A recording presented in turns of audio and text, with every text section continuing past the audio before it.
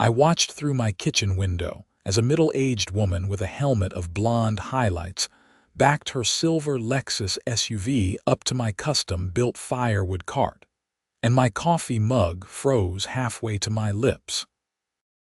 The cart sat right where I had left it the night before, loaded with about half a cord of seasoned oak I had just split and stacked.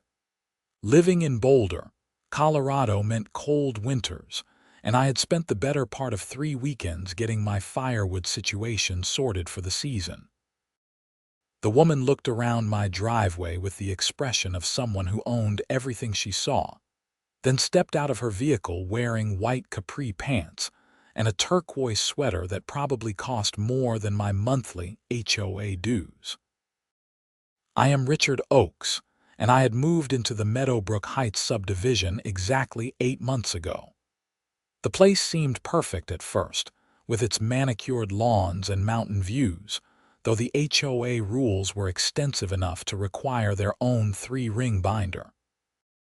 I worked from home as a software engineer, which gave me plenty of time to notice the comings and goings of my neighbors. What I was noticing right now made my blood pressure spike. The woman was now examining my firewood cart like she was inspecting produce at Whole Foods. I set down my coffee and headed for the front door, but by the time I got outside, she had already started loading sections of my cart onto a furniture dolly she had pulled from her trunk. She was surprisingly efficient for someone wearing shoes that definitely were not designed for manual labor. "Excuse me," I called out, walking down my driveway. "That's my property you're messing with." She looked up with the kind of surprised expression people make when their dog starts talking. "This cart was abandoned on community property," she said, her voice having that particular pitch that retail workers probably have nightmares about. "I'm Margaret Cunningham, HOA president, and I'm impounding items left in violation of community standards. That cart is on my driveway." "My property. Look, you're literally standing on my driveway right now." Margaret glanced down at the concrete beneath her feet, then back at me with no change in expression. "The HOA regulations clearly state that no firewood storage structures may be visible from the street. This monstrosity has been sitting here for 3 days, and I've received multiple complaints. Multiple complaints. I've met exactly 2 of my neighbors, and they both said they were glad someone was actually using their fireplace. Who complained? That information is confidential. As HOA president, I have the authority to remove violations and assess appropriate fines. You'll receive documentation of the infraction and storage fees by the end of the week." She went back to loading pieces of my cart onto her dolly. I should mention that this was not just any cart.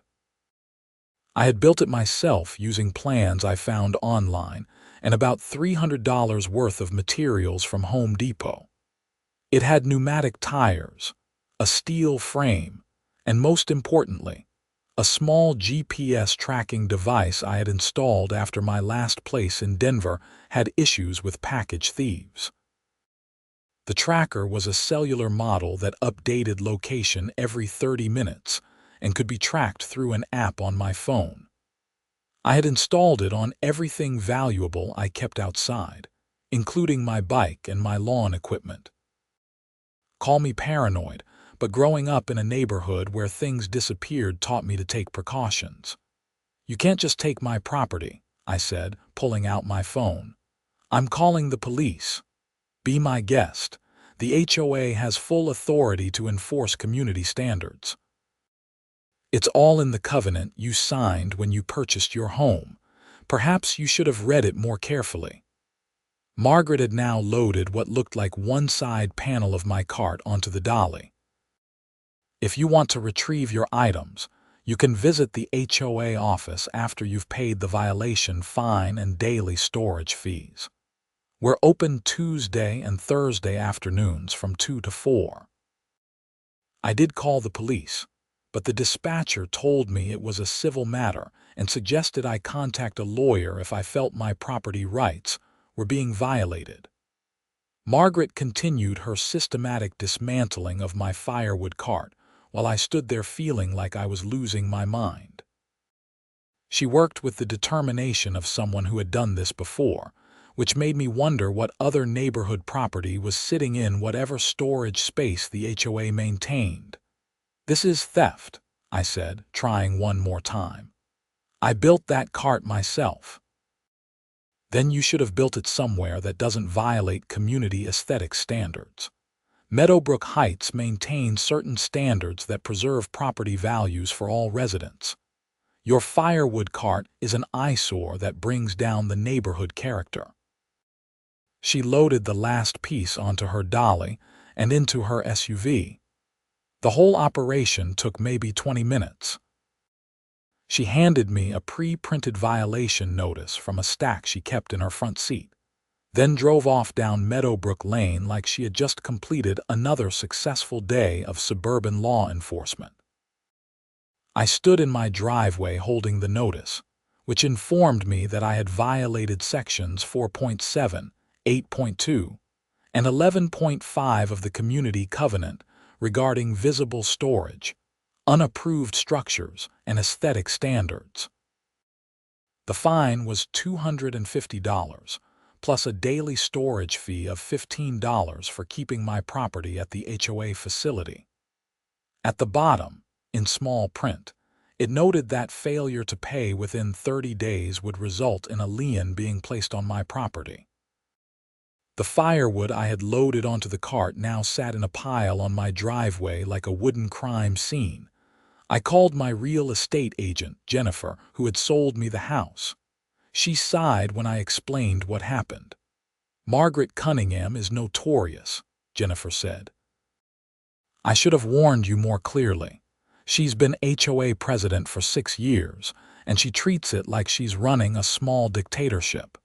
Legally, though, HOAs in Colorado have pretty broad authority if it's in the covenant. Can she just steal my property? It's not legally theft if she's enforcing a violation. Did you read the covenant?" I skimmed it. There were like 80 pages. "Well, Margaret knows every single line. My advice: pay the fine, get your cart back, and keep it in your garage. Fighting this will cost you more in legal fees than the cart is worth." I thanked Jennifer and hung up, but something about the whole situation sat wrong with me. It was not just the money or even the cart. It was the principle of someone rolling up and taking my property because they decided it was not aesthetically pleasing enough. I pulled up the tracking app on my phone and checked the location of my cart. The GPS showed it moving east on Highway 36, heading toward Boulder's eastern suburbs. Over the next few hours, I watched the tracking dot move around Boulder.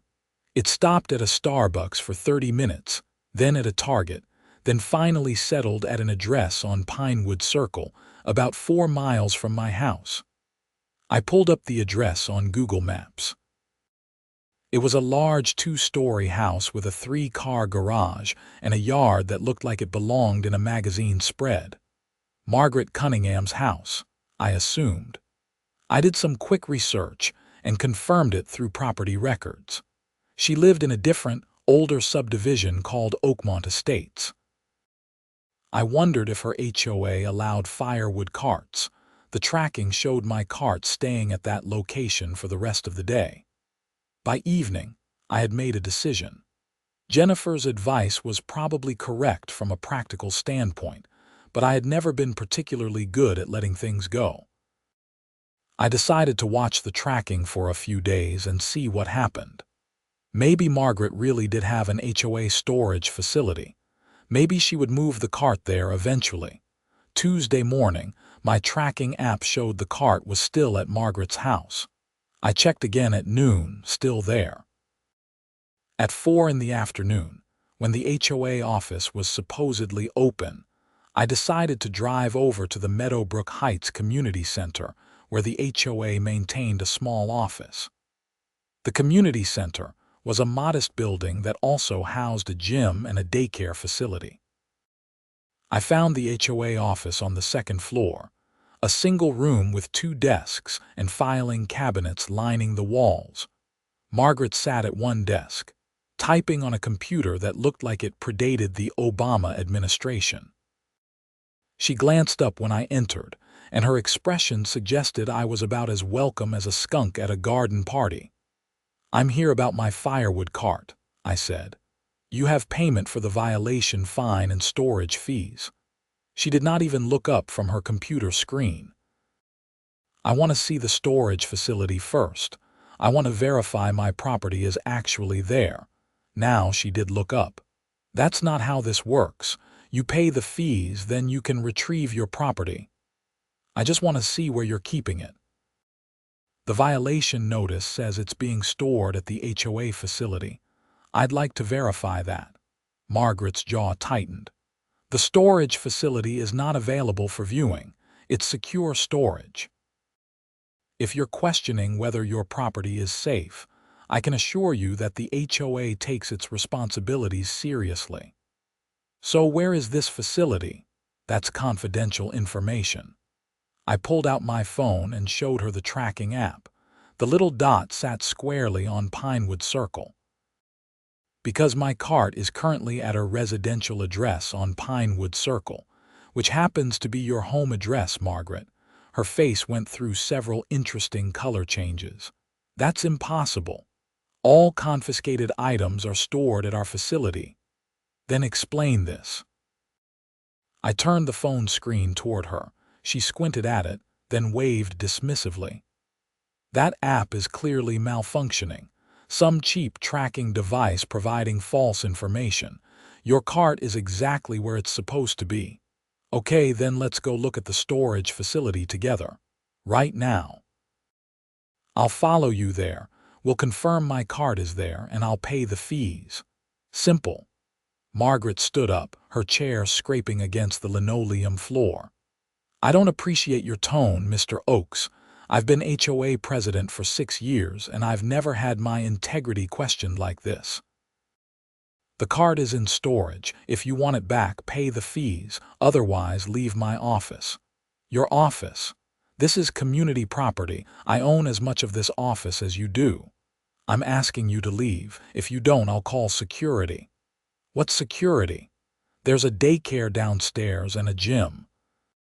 "Who's going to throw me out, a spinning instructor?" Margaret picked up her desk phone. "I'm calling the police." I held up my hands. "Fine, I'm leaving, but we both know where my cart really is." I walked out before she could make the call, but I was fuming. The audacity of taking my property and then lying about where it was being stored pushed every button I had. I sat in my car in the parking lot and checked the tracking app again. The cart was still at her house. I took screenshots showing the location and timestamp. That evening, I did what any reasonable person in 2025 does when facing an injustice. I posted about it on the neighborhood Reddit and Facebook groups. I explained the situation, included photos of my cart before it was taken, and posted screenshots from the tracking app showing it was at Margaret's personal residence rather than any HOA storage facility. I did not expect the response I got. Within an hour, I had 50 comments. Within 3 hours, over 200.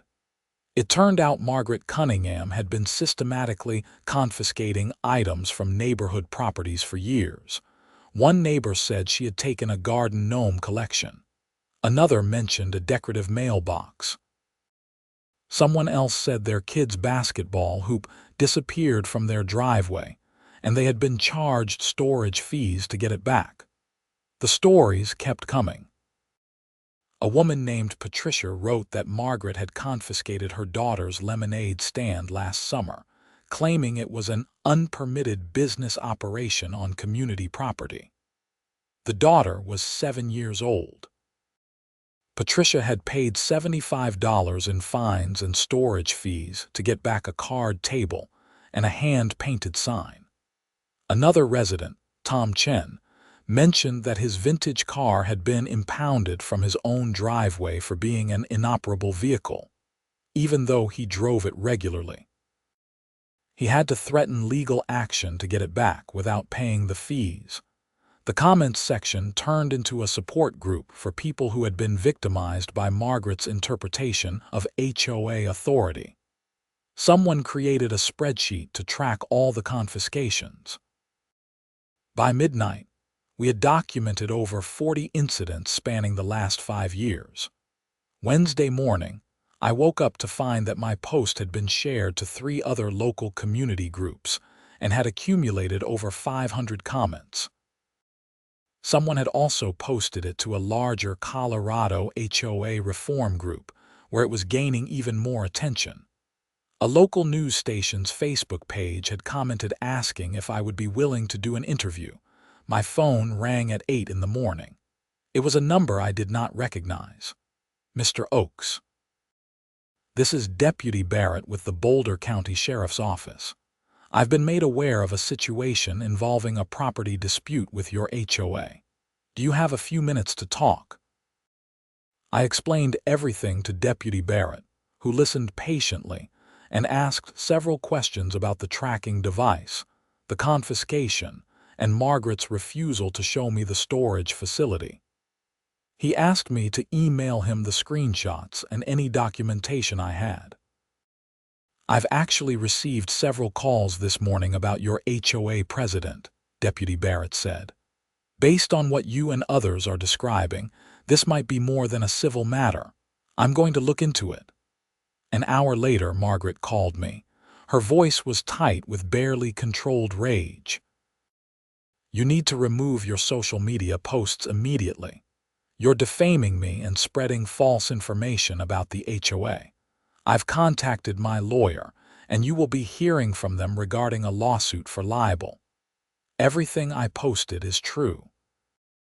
I have screenshots proving my cart is at your house, not at any storage facility. Other residents have confirmed similar experiences. Those malcontents are lying.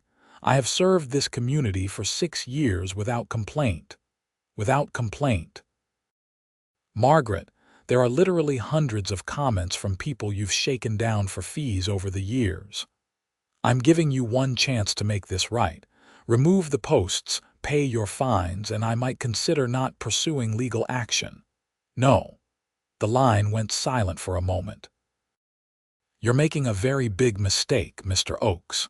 I have the full authority of the HOA board behind me, and we will make your life in this neighborhood extremely difficult.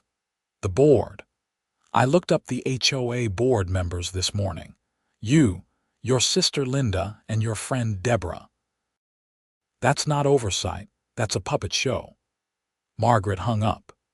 10 minutes later, I received an email from the HOA's lawyer, a terse letter demanding I cease and desist from making false and defamatory statements about Mrs. Cunningham and threatening legal action if I did not comply within 24 hours. I forwarded the email to Deputy Barrett and then called a lawyer myself. My lawyer, Amanda Rodriguez, specialized in property law and had experience with HOA disputes. We met Wednesday afternoon at her office in downtown Boulder. This is egregious, Amanda said after reviewing everything I had brought. The confiscation itself is questionable, but lying about where the property is stored and keeping it at her personal residence. That's potentially theft, regardless of HOA authority. Can she actually sue me for what I posted? She can file a lawsuit, but she would not win. Truth is an absolute defense against defamation. Everything you posted is documented and factual. The tracking data, the screenshots, the timestamps, all of it supports your claims. However, lawsuits are expensive and time-consuming even when you win. She might be counting on you being afraid of legal costs. What should I do? First, don't take down the posts. Second, I'm going to draft a letter to Margaret and the HOA board demanding immediate return of your property and reimbursement of any fees, plus compensation for your time and trouble. Third, I want to talk to some of these other residents who have had similar experiences. If there's a pattern here, We might be looking at a class action situation. How much is this going to cost me? Amanda smiled. If this turns into a class action, very little. I'd take it on contingency because the potential damages and attorney fees could be substantial. For now, let's call this a consultation and see where it goes. I felt better leaving Amanda's office. At least I had someone in my corner who understood the legal system. But the situation was about to get significantly more interesting. Thursday morning, a white Channel 7 News van parked in front of my house. A reporter named Sarah Mitchell knocked on my door and asked if I was willing to go on camera about the HOA situation. I agreed, and we spent an hour filming an interview in front of my house, with my pile of homeless firewood prominently displayed in the background. Sarah was thorough, asking about the confiscation, the tracking device, Margaret's response, and the stories from other residents. She also wanted to film the tracking app showing my cart's location. I pulled it up on my phone and we both stared at the screen. The cart was moving. "That's interesting," Sarah said. "Where's it going?" We watched the tracking dot travel along surface streets, heading west through Boulder. It stopped briefly at a storage facility on Canyon Boulevard, stayed there for about 15 minutes, then started moving again, heading back toward Pinewood Circle. "She's moving it," I said. "She saw the social media posts and now she's actually taking it to a storage unit." Sarah's eyes lit up. "Can we follow it?" We jumped in her news van, with her cameraman driving while we tracked the GPS on my phone. The dot led us to a public storage facility called Boulder Storage Solutions. We pulled into the parking lot and waited. About 10 minutes later, Margaret's silver Lexus pulled in towing a small utility trailer. On the trailer was my firewood cart, though she had covered it with a tarp. Sarah and her cameraman jumped out and approached Margaret, who nearly dropped her car keys when she saw the camera. "Mrs. Cunningham, I'm Sarah Mitchell with Channel 7 News. We're doing a story about HOA property confiscations. Can you tell us why you're moving Mr. Oakes's firewood cart to this storage facility?" Margaret's face went from shock to anger in about 2 seconds. "Turn that camera off. You don't have permission to film me." "We're in a public parking lot, madam. Can you explain why the cart was at your personal residence for the past 3 days if it was supposed to be in HOA storage? This is harassment. I'm calling the police." Margaret pulled out her phone. "Was the cart at your house, Mrs. Cunningham? We have GPS data showing it was there." "I don't have to answer your questions. Leave me alone." Margaret got back in her Lexus and drove away, leaving the trailer with my cart still parked in the storage facility lot. Sarah turned to me. "Well, she abandoned your property. You should probably take it back." I did not need to be told twice. With the news camera filming, I untied the tarp and loaded my cart into the back of my truck, which I had driven separately to the storage facility after Sarah called me from the van. The whole thing felt surreal, but I finally had my property back. The news story aired Thursday evening. It was a beautiful piece of journalism, showing the interview with me, the tracking data, the confrontation with Margaret in the parking lot, and interviews with 3 other residents who had similar experiences. The story painted a clear picture of an HOA president abusing her authority for years, confiscating property and charging fees while keeping items at her personal residence instead of proper storage. The response was immediate and intense. The story was picked up by the Denver news stations. By Friday morning, it was on several national news websites. The HOA reform groups shared it widely. Margaret Cunningham became the face of HOA overreach, and she was not handling it well. Friday afternoon, Deputy Barrett called me again.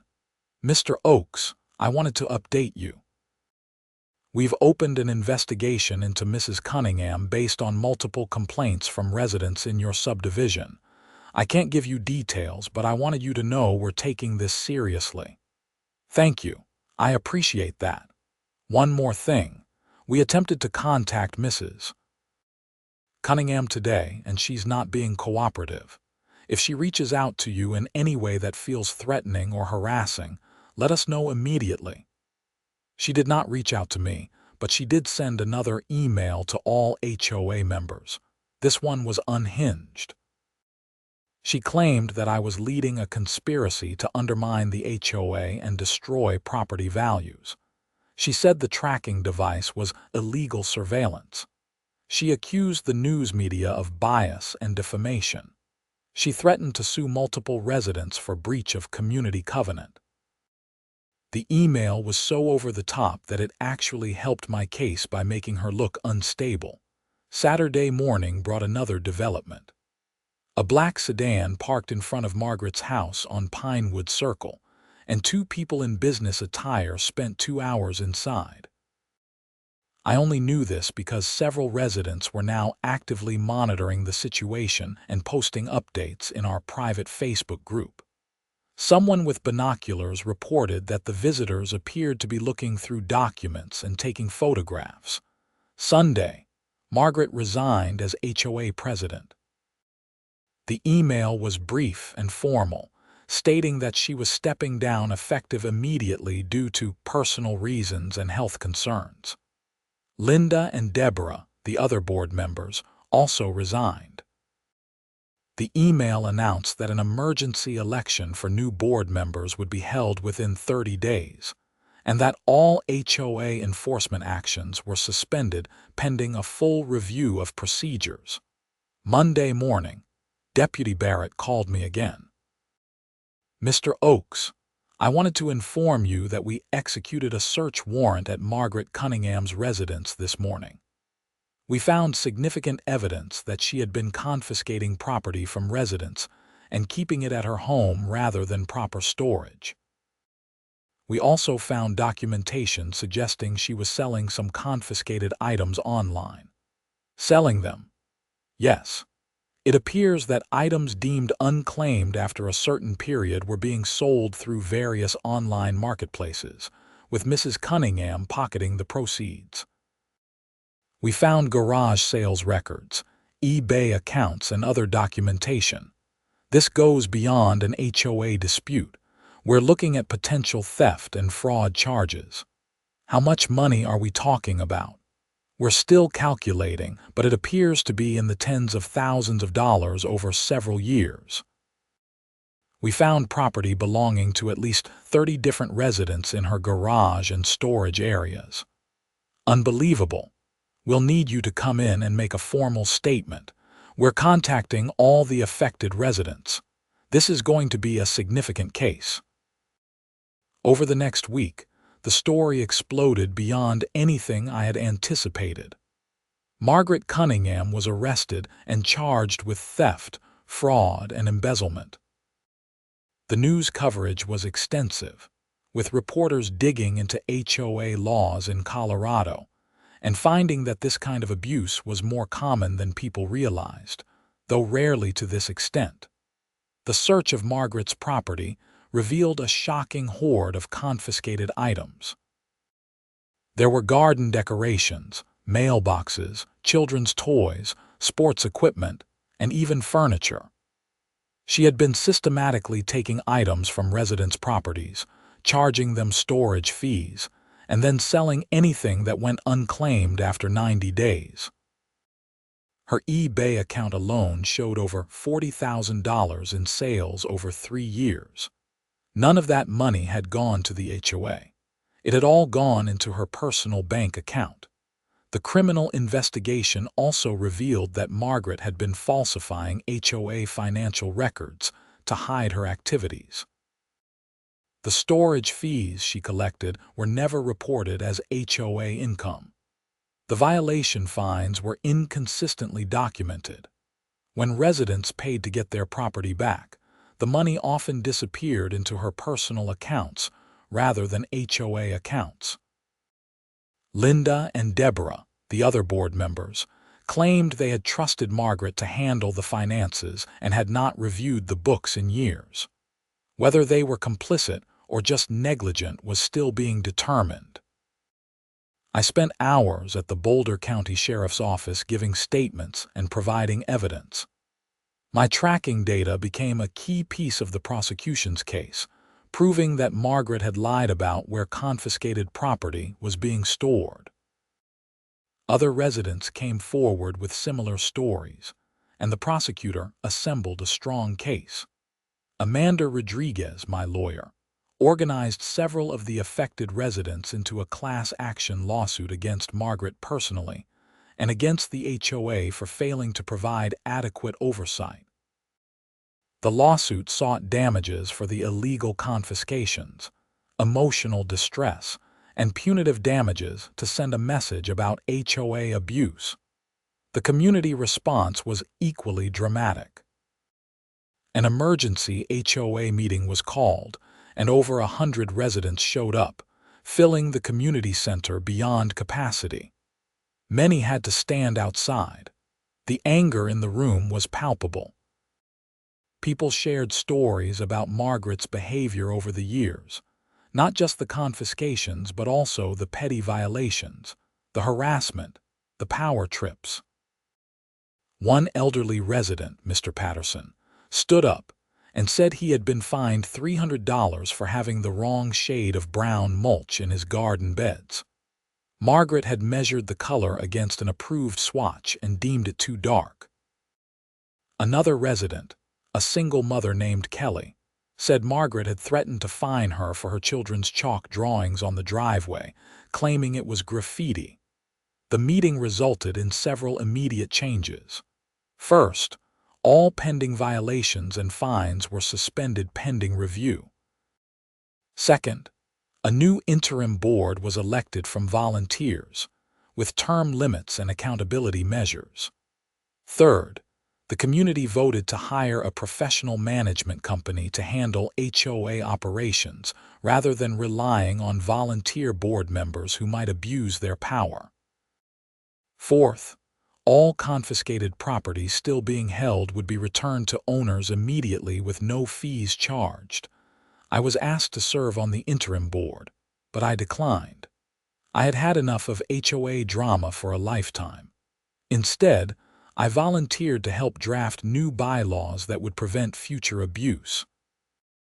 We formed a committee that worked with Amanda and other lawyers to create better oversight mechanisms, appeal processes, and limits on board authority. The criminal case against Margaret moved forward. Her lawyer tried to argue that she had been acting within her authority as HOA president, but that argument fell apart when the evidence of personal financial gain emerged. You could maybe argue confusing property for HOA purposes, but you could not argue selling it on eBay and keeping the money. In March, Margaret Cunningham pleaded guilty to multiple counts of theft and fraud. She was sentenced to 18 months in prison, 3 years probation, and ordered to pay full restitution to all affected residents. The judge, during sentencing, gave a speech about abuse of authority and community trust that was quoted in news articles for weeks afterward.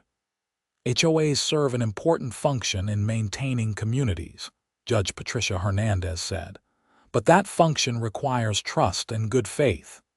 Mrs. Cunningham exploited her position for personal gain, betraying the trust of her neighbors and turning community service into a criminal enterprise. This sentence reflects the seriousness of that betrayal. The civil lawsuit settled out of court. Margaret's homeowners' insurance and personal assets were used to pay damages to affected residents. The HOA itself also paid a settlement, funded by a special assessment on all properties, which people were surprisingly willing to pay to put the matter behind them. I received a check for $5,000, which more than covered the value of my firewood cart and compensated for my time and stress. But more important than the money was the change that happened in Meadowbrook Heights. The new management company implemented professional, consistent enforcement of rules that actually made sense. Residents could appeal violations through a fair process. The financials were transparent and regularly audited.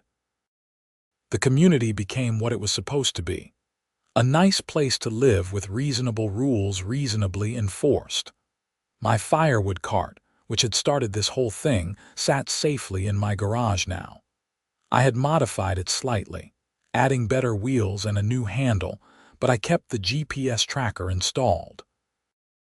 Not because I expected anyone to steal it, but as a reminder that sometimes the things we do to protect ourselves can end up protecting others too. The story became something of a legend in HOA reform circles. I was invited to speak at a Colorado state legislature hearing about HOA regulations. My testimony, along with others, led to new state laws requiring better financial oversight of HOAs, limiting the fees they could charge, and creating clearer appeal processes for residents. It was not a complete solution to HOA problems, but it was progress. As spring arrived in Boulder, life in Meadowbrook Heights settled into a comfortable rhythm. The new board members were reasonable people who understood that rules should serve the community, not control it. Violations were handled with common sense. Someone even organized a neighborhood barbecue, which would have been unthinkable during Margaret's reign, because outdoor gatherings required a permit and fee. I ran into Patricia one day at the King Soopers on Table Mesa Drive. Her daughter, the one who had her lemonade stand confiscated, was with her. Patricia told me the girl was planning another lemonade stand for summer, and the new HOA board had already approved it and said they would buy the first cups. "You know, you're kind of a hero around here," Patricia said. Standing up to Margaret like that, most people were too afraid. "I just wanted my cart back," I said.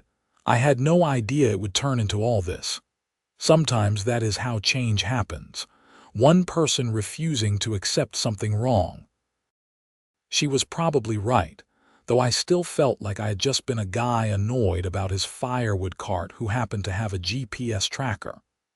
But I guess that is the thing about standing up to bullies and abusers of power. You do not need to be extraordinary. You just need to be willing to say no and mean it. Tom Chen, the guy with the vintage car, stopped me outside my house one afternoon while I was checking my mail. He thanked me for exposing Margaret and said he had just been elected to the permanent HOA board. He promised to keep fighting for reasonable rules and accountability. "We're changing the covenant," he said. "Getting rid of about half the rules Margaret and her friends added over the years. Things like the firewood cart rule. That's gone. As long as something is not actually dangerous or a legitimate nuisance, people can do what they want on their own property." That sounds refreshing. It is. We're trying to remember that an HOA is supposed to serve homeowners, not rule over them. Margaret forgot that if she ever knew it. Summer came and I spent a lot of evenings sitting on my back deck, fire pit going, enjoying the Colorado weather. My firewood cart, when I needed it, worked perfectly. I had added a small plaque to it that read "Margaret's Folly," which amused my friends. The news coverage eventually died down, though the story still circulated online as a cautionary tale about HOA overreach. I did a few podcast interviews with people interested in property rights and community governance. One law school even asked to use the case as a teaching example about the limits of HOA authority and the importance of financial oversight. Margaret's house on Pinewood Circle was sold as part of her restitution agreement. A young family bought it, and they seemed nice. I wondered if they knew the history, but I never asked. Everyone deserves a fresh start, even if they are moving into a notorious house. By fall, the whole situation felt like it had happened years ago rather than months ago. The intense anger and frustration had faded into something more like satisfaction that justice had been served, and things had changed for the better. Meadowbrook Heights was a genuinely nice place to live now, without the undercurrent of fear and resentment that had existed during Margaret's presidency. I kept the GPS tracker active on my cart, along with the ones on my bike and lawn equipment. Not because I was paranoid, but because they had proven their worth. Technology used wisely can protect us in ways we do not anticipate. That $40 tracker had led to criminal charges, civil lawsuits, policy changes, and new state laws. Not bad for a device the size of a deck of cards. One afternoon in October, I was splitting more firewood in my driveway when a car slowed down in front of my house. For a moment, I tensed, some primal part of my brain expecting Margaret to jump out and try to confiscate my axe. But it was just a neighbor I had not met yet, a woman in her 30s who waved and called out. "Love the firewood setup. I've been wanting to get one of those carts. Where did you get it?" "Built it myself," I said. "Happy to share the plans if you want." "That would be great. I'm Nina Holloway. Just moved in 3 houses down." We chatted for a while about firewood, about the neighborhood, about the changes in the HOA. She had heard about the Margaret situation before buying and said it actually made her feel better about the purchase because it showed the community was willing to address problems rather than ignore them. Plus, the HOA fees went down, Nina said. Once they got rid of all Margaret's fake expenses, they realized they could cut fees by almost 40%. I had not heard that yet. That is excellent news. Yeah, the new board is actually functional. What a concept. After she left, I went back to splitting wood, thinking about how much had changed. My move to Meadowbrook Heights had started with optimism, turned into a nightmare with Margaret's confiscation of my cart, and ultimately became something positive that helped a lot of people. Life had a funny way of working out sometimes. The pile of wood grew steadily as I worked. The repetitive motion of splitting logs was meditative. I thought about Margaret sometimes, wondered how she was handling prison, whether she regretted her actions or just regretted getting caught. I hoped she was getting help, therapy maybe, to understand why she had turned community service into a personal fiefdom and then a criminal operation. But mostly, I did not think about her at all. She was a problem that had been solved, a chapter that was closed. The story that mattered now was the one about a community that had reclaimed itself from a petty tyrant and built something better. As winter approached again, I had my firewood stacked and ready, my cart functioning perfectly, and my faith in the power of ordinary people to create change restored. The GPS tracker kept pinging its location every 30 minutes, a little electronic heartbeat saying, "Still here, still mine, still protected." And that, really, was all I had wanted in the first place. To keep what was mine, to be left alone to live my life, and to have a community where rules made sense and were applied fairly. It had taken a fight to get there, but it was worth it. Richard Oakes, software engineer and accidental HOA reformer, had finally found his place in Meadowbrook Heights, Boulder, Colorado. The mountains were beautiful, the neighbors were friendly, and the HOA was functional. What more could you ask for? Well, maybe for people to not steal your firewood cart. But I had that covered now, quite literally, with GPS tracking and a community that would actually support property rights rather than violate them. The future looked bright, warm, and well supplied with seasoned oak for the fireplace. One evening in late November, I hosted a small dinner party for some of the neighbors who had been most involved in the HOA reforms. Tom Chen came with his wife. Patricia brought her daughter. Amanda Rodriguez stopped by with her partner, and several others filled my living room with conversation and laughter. We toasted to successful change, to justice served, and to communities that work for everyone. Someone asked if I ever regretted buying in Meadowbrook Heights given everything that had happened. I thought about it for a moment, then shook my head. No regrets, I said. If I had not moved here, Margaret would probably still be running her scheme. All those people would still be getting shaken down. Sometimes you end up exactly where you are supposed to be, even if the path there is not what you expected. Philosophical firewood guy, Tom joked.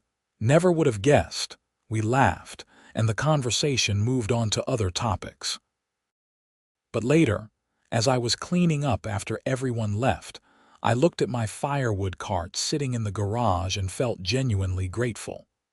Grateful for the GPS tracker that had provided evidence. Grateful for the community members who had stood together. Grateful for the legal system that had worked properly. Grateful for journalists who had told the story. And yes, in a weird way, grateful for Margaret Cunningham for being so blatantly corrupt that she could not defend her actions and had to face consequences. The whole experience had taught me something important about living in a community. You could not just accept injustice and hope someone else would fix it. You had to be willing to stand up, to document, to persist, to gather others who felt the same way. Change required action, even when that action started with something as simple as tracking your stolen firewood cart. As December arrived and the first serious snow fell on Boulder, I lit a fire in my fireplace using wood I had split myself, hauled with my GPS-tracked cart, and stored properly in my garage away from the aesthetic concerns of any HOA president.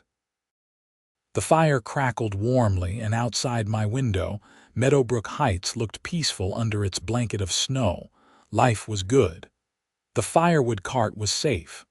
Margaret Cunningham was in prison. The HOA was functioning properly. Justice had been served. And I had learned that sometimes the most mundane possessions, protected by simple technology, could become the key to exposing corruption and creating lasting positive change. I settled into my couch with a book, the fire warming the room, and felt completely content with my home, my neighborhood, and my decision to fight for what was right. The GPS tracker continued its silent vigil, monitoring the location of my cart every 30 minutes, a tiny electronic guardian that had proven its worth beyond anything I could have imagined when I installed it. The story of Margaret and the firewood cart would continue to spread, an internet legend and a cautionary tale. But for me, it was simply the story of how I learned to stand up for myself and my community, armed with nothing more than determination and a $40 GPS tracker. Sometimes that is all you need. Sometimes that is enough to change everything. Outside, snow continued to fall on the peaceful streets of Meadowbrook Heights, covering everything in white silence. Inside, the fire burned warm and bright, fueled by wood I had earned and protected. And somewhere, the GPS tracker sent another ping into the cellular network, confirming that yes, the cart was exactly where it should be, safe and sound in my garage, ready for the next load of firewood and whatever adventures might come. Because that was the thing about life. You never knew when your firewood cart would lead you into a battle against HOA corruption. You never knew when a simple GPS tracker would become evidence in a criminal case. You never knew when standing up for yourself would inspire others to do the same. But when those moments came, you had to be ready to act. And I was glad I had been ready. I was glad I had fought. I was glad I had won. The fire crackled, the snow fell, and all was well in Meadowbrook Heights. The end of one story and the beginning of a better chapter for everyone involved. And really, what more could you ask for than that?